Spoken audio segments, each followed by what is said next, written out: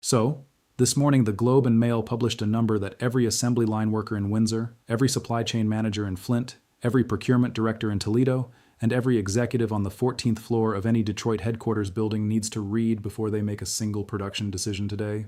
25% auto tariffs on Canadian and Mexican vehicles cost American automakers $12.5 billion last year. Not $12.5 billion in lost sales. Not $12.5 billion in foregone revenue. $12.5 billion in direct tariff costs that landed on the balance sheets of the very companies the tariff was designed to make stronger. Ford Motor Company recorded a loss in 2025 of $8.2 billion. General Motors, whose profit in 2024 had reached levels that made it one of the strongest quarters in the company's post-bankruptcy history, saw its 2025 profit fall by 55% to $2.7 billion. Stellantis projected a tariff impact of up to €1.5 billion for 2025 alone, and running beneath all three of those numbers as the unifying explanation for every analyst who tried to decode how the tariff that was supposed to protect American automakers became the charge that destroyed their annual earnings is the sentence that Mark Carney said on March 26, 2025, standing at a podium in Ottawa, the morning Trump's 25% auto tariff was announced. 2 words at the front of a prepared statement that a central banker chose with the precision that a decade at the Bank of England builds into the reflexes of a man who knows that the words he uses will be quoted in every financial publication on the continent by noon. Unjustified. Unprovoked. 2 words. 1 ruling, delivered not through a court, not through a trade tribunal, not through a World Trade Organization panel, but through a standing prime minister at a live podium saying out loud to every automaker, every shareholder, every pension fund, every supply chain director, and every American worker building cars with Canadian parts that the foundational premise of the tariff was wrong. Not politically inconvenient, not diplomatically unwelcome, unjustified. And then Carney built around that ruling, piece by piece, over 14 months, a retaliatory and structural framework that has now produced the $12.5 billion number that the Globe and Mail published this morning. And the most consequential piece of that framework, the auto sector remission order, that has been the only thing standing between the integrated North American supply chain and a complete bilateral tariff collision, expires in 52 days. June 30th, 2026, one day before the CUSMA review begins. Warren Buffett said the $12.5 billion number is not the story. The story is what the number tells you about a tariff policy that promised to protect an industry and instead became the largest single-year cost in that industry's modern history. And the story of what happens on July 1st when the remission order expires and the CUSMA review begins with no formal Canada-US negotiating session yet scheduled. Hit subscribe because the June 30th deadline is the most consequential date in the North American auto industry since the 2009 bankruptcy filings, and the conversation about what happens when it arrives has not yet broken through the political noise into the operational urgency it deserves. Let me take you through exactly what Carney's Unjustified ruling set in motion, because the 14 months between March 2025 and today contain the complete story of how a tariff designed to bring Detroit's jobs roaring back instead froze the supply chain that Detroit's jobs depend on. The word unjustified carries legal precision when a central banker uses it at a trade policy podium, and that precision is the first thing to understand about why those 2 words produced such a specific institutional response. Carney did not say unwelcome. He did not say unfortunate or damaging or difficult. He said unjustified and unprovoked, in that exact order, with the specificity of a man who has spent his career in institutions where the distinction between a judgment about impact and a judgment about legitimacy is the difference between a policy disagreement and a constitutional finding. Unjustified means without legal or factual basis sufficient to support the measure. Unprovoked means without prior Canadian action that could be characterized as the cause of the American response. Trump had announced the 25% tariff on all foreign vehicles entering the United States under Section 232 of the Trade Expansion Act of 1962, the national security provision that allows a president to impose tariffs on any import he determines threatens national security. The determination that Canadian automobiles built in Windsor and Oshawa and Cambridge and Alliston by workers who have been building vehicles for American consumers for 30 years in plants that have been the engine of bilateral economic integration since NAFTA represent a threat to American national security is what Carney called unjustified. And on March 5, 2026, 11 months after his initial condemnation, he escalated the legal verdict from 2 words to a sentence. CUSMA has been effectively broken in the short term by U.S. actions. Not strained, not tested, not under pressure. Broken? The trade agreement that Trump himself had negotiated, signed, and praised as the best and most important trade deal ever made? Broken. By the tariffs Trump imposed on goods, the agreement was designed to protect. And the word effectively carries within it the same legal precision that Unjustified carried in March 2025. Effectively broken means broken in its operational consequence, even if not in its formal legal text. The CUSMA exemption that protects more than 85% of Canadian exports from American tariffs has been preserved on paper. The Section 232 auto tariffs have been imposed alongside it, applying to Canadian vehicles despite the CUSMA framework, because Section 232 operates on a different statutory basis than CUSMA exemptions and was designed by the administration to penetrate the trade agreement's protections rather than respect them. The agreement is effectively broken because its central promise that goods meeting its rules of origin would cross the border without punitive tariff application has been violated for the most important sector of the bilateral relationship.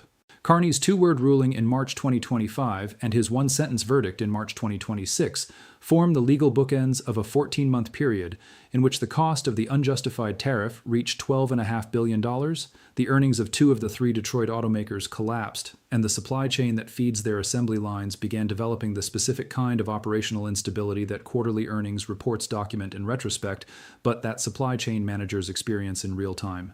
The supply chain dimension of the 25% auto tariff is the dimension that the White House's manufacturing revival narrative consistently understates, and that Carney identified with precision in the first hours after the tariff was announced. Auto parts cross the border an average of 6 times before final assembly. 6. Not once. Not twice. 6 border crossings in the process of becoming a vehicle that will be sold to an American consumer through an American dealership on an American street. An engine block cast in Ohio travels to a Canadian machining facility for precision finishing. The finished block crosses into Michigan to be assembled, with a transmission built in Kentucky, and crankshaft components sourced from multiple suppliers on both sides of the border. The assembled powertrain unit crosses back into Ontario to be married to a body produced in a Canadian stamping plant using steel that itself crossed the border at least once before being formed into panels. The completed vehicle crosses back into the United States for distribution. 6 crossings. A 25% tariff applied at each crossing does not add 25% to the vehicle's cost. It multiplies the tariff application across every crossing at which it applies, compounding the cost with each border event in a supply chain that was built on the assumption that the border was a seam rather than a toll booth. The Detroit Regional Chamber and MishAuto, the automotive arm of the chamber, formally requested that Trump repeal the tariffs, citing the serious risks posed to Michigan's auto sector by the disruption of global supply chains. Michigan Governor Gretchen Whitmer, a Democrat, went to Washington and called for exempting cars from tariffs. Let's carve out cars and energy, both of which are critical to manufacturers and directly impact people's wallets. An automotive advisory firm forecast that U.S. and Canadian car sales could decline by 1.8 million vehicles in 2025 if the trade war escalated. The Anderson Economic Group calculated a tariff impact of between $2,000 and $12,000 per vehicle, depending on configuration and origin. American consumers buying cars were paying for the tariff at the dealership. American automakers were absorbing the tariff on their balance sheets. American supply chain workers were experiencing the tariff as production uncertainty and shift reductions. And Trump told reporters, in the plainest possible statement of his intention, that the auto tariffs of 25% would be permanent for the rest of my term. Permanent. While Detroit was begging for an exemption, the president was announcing permanence. Carney matched the tariff in the specific way that a former central banker matches a measure he has called unjustified, which is to say with calibration that reveals as much about the design of the match as it does about the amount. Canada imposed 25% counter tariffs on non-CUSMA compliant U.S. vehicles imported into Canada. Not on all American vehicles, on non-CUSMA compliant ones. The precision of that distinction is the precision of someone who wants to apply maximum commercial pressure on American auto exporters while preserving the principle that CUSMA-compliant goods should move freely. The counter-tariff was built on the same foundational argument as Carney's unjustified ruling. The measure is a response to an illegitimate action, and the response is structured to be reversed when the illegitimate action is reversed, not to be a permanent realignment of the bilateral commercial relationship.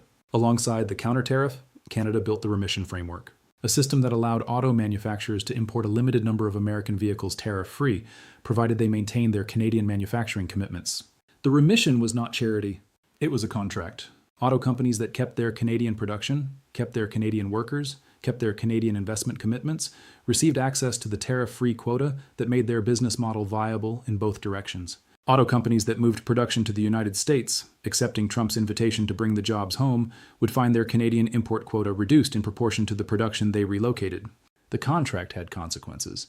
When Stellantis announced it was moving planned production of the Jeep Compass from its Brampton, Ontario plant to the United States, threatening around 3,000 direct Canadian jobs, and when General Motors simultaneously announced it would permanently end production of its BrightDrop electric vans at its Ingersoll, Ontario plant, Canada's Industry Minister François-Philippe Champagne said something that every auto executive with Canadian production commitments heard, with the specific attention that financial consequences command. We are deeply disappointed with the production changes recently announced by General Motors and Stellantis. These unacceptable decisions are in contravention of their legal obligations to Canada and Canadian workers, which is why we are reducing their import remission quotas. Ottawa reduced GM's tariff-free import quota by 24.2%. Ottawa reduced Stellantis' tariff-free import quota by 50%. 50%! Half of Stellantis' tariff-free access to the Canadian market removed because Stellantis moved the Jeep Compass to the United States in response to Trump's invitation to bring production home. Trump offered to bring the jobs to America. Carney charged 50% of the tariff exemption as the price of accepting the offer. The automakers were being asked to choose between American tariff pressure from one side and Canadian remission consequences from the other. And the remission framework's expiry date was set for June 30th, 2026. The specific human cost of the 14-month tariff collision in the North American auto sector deserves its own accounting, because the policy debate has been conducted in billions of dollars and percentage points, while the operational reality has been measured in shifts cut, plants idled, and workers sent home on timelines that no unemployment office was designed to process at the scale the tariff disruption produced. The Stellantis Windsor assembly plant, which builds the Chrysler Pacifica, the Dodge Charger Daytona, and other vehicles for the American market, shut down for at least 2 weeks in April 2025 when the tariff landed. Then it idled again, then resumed reduced production, then shut down again. The pattern of alternation between full production, reduced schedule, and complete shutdown that Unifor, the National Auto Workers Union, documented through the summer of 2025 is the operational signature of a supply chain that does not know from 1 month to the next what its cost structure will be. General Motors cut production at its Oshawa, Ontario plant from 3 shifts to 2 in the fall of 2025, laying off 750 auto workers. Stellantis' Brampton plant paused retooling, with workers telling media they were growing increasingly concerned about when work would resume. Unifor President Lana Payne said the carnage is building up and that pretty much across the entire auto sector there has been an impact of some kind or another depending on the facility and the community. The community in Windsor, Ontario, is a city of 230,000 people, whose economic identity is inseparable from the auto sector that employs approximately 20,000 workers directly within driving distance of the city's center. When the Windsor plant shuts down for 2 weeks, it is not an abstract statistic. It is the specific arithmetic of which bills get paid late, which small businesses that serve the plant's workers see their revenue fall, and which local governments begin calculating what percentage of their tax base depends on an industry whose operational continuity is now a function of a tariff that a prime minister called unjustified on the morning it was announced. The financial damage to Detroit's 3 major automakers across 2025 is the accounting ledger of the unjustified tariffs consequence, and the Globe and Mail's publication of the full aggregate number this morning, $12.5 billion, is the first time that number has appeared in a single sentence in a major publication rather than fragmented across 3 separate quarterly earnings disclosures. Ford lost $8.2 billion in 2025. The tariff bill was a significant component of that loss, alongside a massive write-down on electric vehicles, whose business case the tariff policy had simultaneously damaged by creating input cost uncertainty for the battery supply chains that EVs depend on. GM's profit fell 55% to $2.7 billion, driven by what its CFO Paul Jacobson described to analysts as tariff costs that could reach $4 or $5 billion for the full year, offset partially by manufacturing adjustments, targeted cost initiatives, and consistent pricing. The word offset matters in Jacobson's framing, because offsetting tariff costs through manufacturing adjustments means moving production, means restructuring supply chains, means making the capital allocation decisions that take years to execute, and that do not reverse easily when the tariff that triggered them is eventually removed or found unconstitutional or replaced by a different instrument.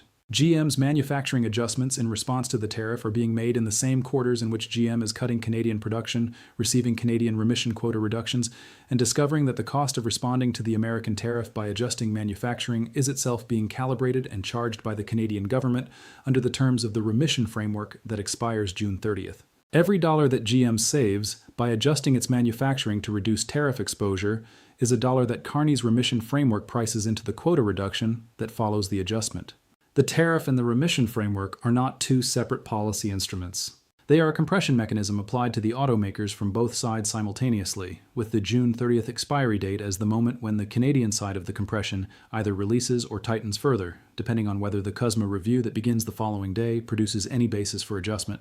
Warren Buffett addressed the structural logic of the $12.5 billion number with the observation that cuts through every partisan framing of the tariff debate and lands on the single economic reality that the earnings reports document without editorial. In 70 years of business, Buffett said, I have watched one category of policy error produce the same result more reliably than any other.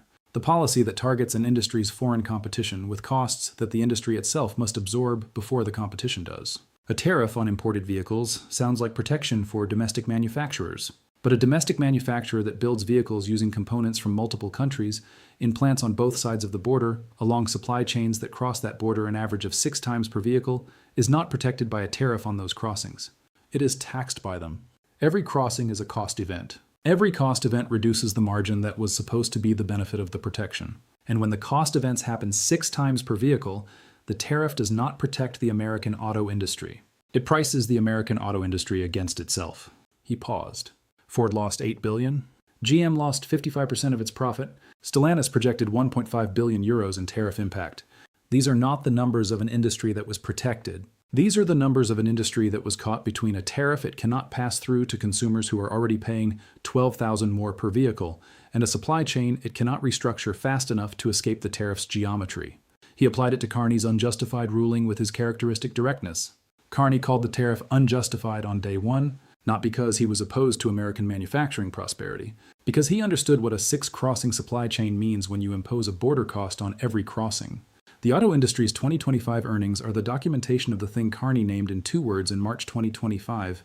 The tariff was unjustified, and the $12.5 billion is the invoice for the unjustification. The June 30th, 2026 deadline sits at the center of every operational decision that every auto manufacturer with Canadian production is making right now, today, in the factories and procurement offices and corporate planning departments whose quarterly cycles are converging on the same 52-day window.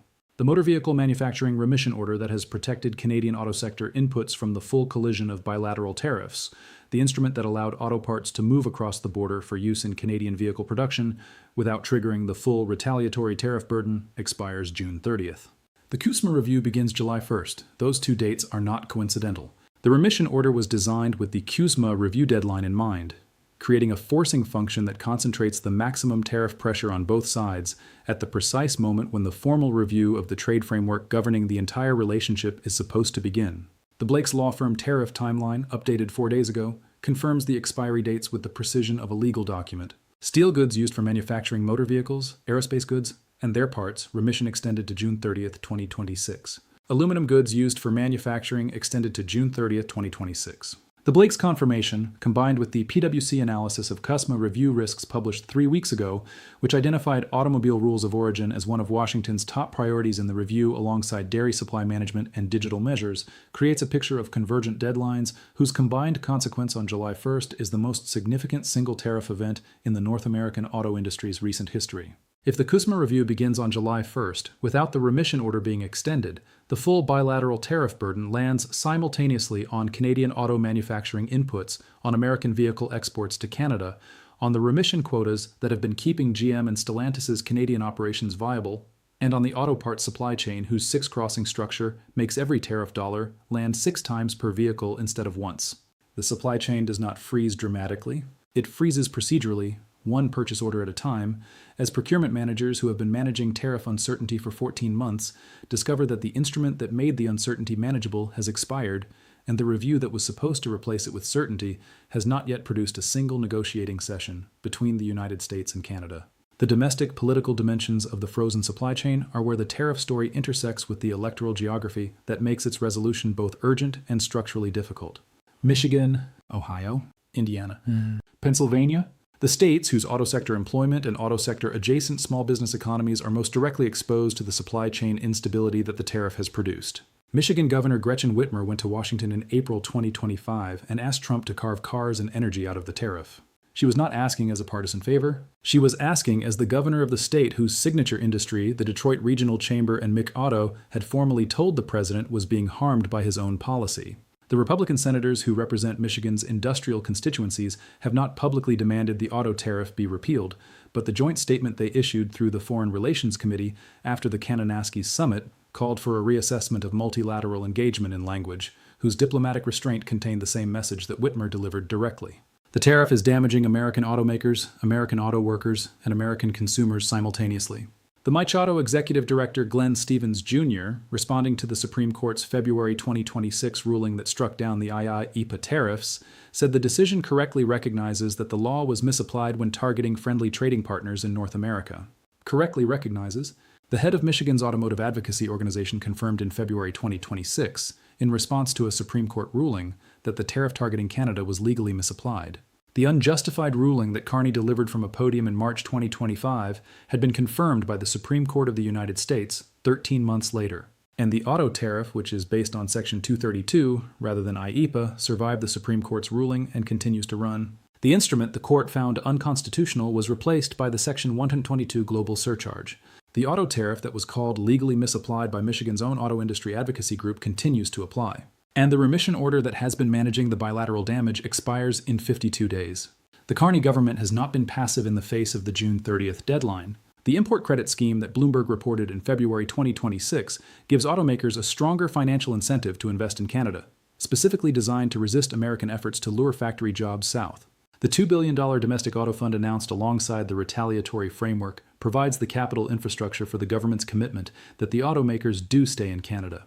Carney's statement after announcing the matching 25% counter tariff that Canada will introduce retaliatory tariffs on goods and services that we don't need, can buy elsewhere or make ourselves to maximize the impact on Americans while minimizing the impact on ourselves describes the precise calibration the remission framework was designed to execute. The framework has been running for 14 months. The remissions have been protecting the supply chain. The quota reductions for GM and Stellantis have been enforcing the contract terms, and the June 30th expiry is the mechanism through which the entire framework either transitions into the CUSMA review process or becomes the opening condition of a review that begins without the protection that has been preventing the full bilateral tariff collision from landing simultaneously on both sides of the border. Canada said the deal could be done in 10 days if the American side had the bandwidth and the inclination. The American trade representative said formal resolution by July 1st is unlikely, and the auto sector remission order, the instrument that has been making the bandwidth question negotiable rather than catastrophic, expires the night before the review begins. So here's where we stand. The Globe and Mail reported this morning that 25% auto tariffs on Canadian and Mexican vehicles cost U.S. automakers $12.5 billion last year. Ford lost $8.2 billion in 2025. GM's profit fell 55%. Stellantis projected up to $2.4 billion Canadian in tariff impact. Carney called the tariffs unjustified, unprovoked, and a direct attack on Canada's auto workers on March 26, 2025. He matched them with 25% counter tariffs the following week. He built a remission framework that protected CUSMA-compliant supply chains while enforcing manufacturing commitment contracts, reducing GM's quota by 24.2% and Stellantis's by 50% when they moved production. He declared CUSMA effectively broken in March 2026. He told the world that the deal could be done in 10 days if Washington had the inclination. Auto parts crossed the border an average of 6 times before final assembly. The Anderson Economic Group calculated a $2,000 to $12,000 tariff impact per vehicle. The average American vehicle price rose 10.4%. Detroit's own advocacy organizations formally asked Trump to repeal the tariff. Michigan's governor asked for a carve-out. The Supreme Court found the IEEPA mechanism unconstitutional in February 2026. The Auto Section 232 tariff survived. The remission order protecting motor vehicle manufacturing expires June 30th, 2026. The CUSMA review begins July 1st, 2026. No formal Canada-US negotiating session has been scheduled. Warren Buffett explained why a tariff that crosses the same supply chain 6 times does not protect the domestic industry. It taxes it. Can the CUSMA review produce in 52 days a framework that 14 months of tariff war and quota reductions and remission orders and $12.5 billion in automaker losses have failed to produce through every informal channel, every bilateral conversation, every summit meeting, and every diplomatic back channel that both governments have deployed across the full duration of the confrontation? Can an integrated North American auto supply chain that crosses the border 6 times per vehicle survive the expiry of the remission order that has been managing the bilateral tariff collision while the formal review has not yet begun? And the question that every assembly line shift supervisor from Windsor to Flint is asking this morning after reading the $12.5 billion number that the Globe and Mail put in a single sentence. If the tariff that cost American automakers $12.5 billion last year was unjustified on day one, and the Supreme Court has confirmed the underlying legal mechanism was misapplied, and Detroit's own industry associations have formally asked for it to be repealed, and Michigan's governor has called for a carve-out, and the remission order that has been managing its damage expires in 52 days. What exactly is the argument for keeping it until July 1st? Trump threatened 25% auto tariffs. Carney called them unjustified. 14 months later, Ford lost $8 billion. GM lost 55% of its profit. The supply chain that those numbers document crosses the same border 6 times per vehicle, and the instrument protecting the crossing expires in 52 days. And no negotiating session has been scheduled. And the Globe and Mail published $12.5 billion this morning. And the word unjustified is still on the record. And the remission order is still counting down,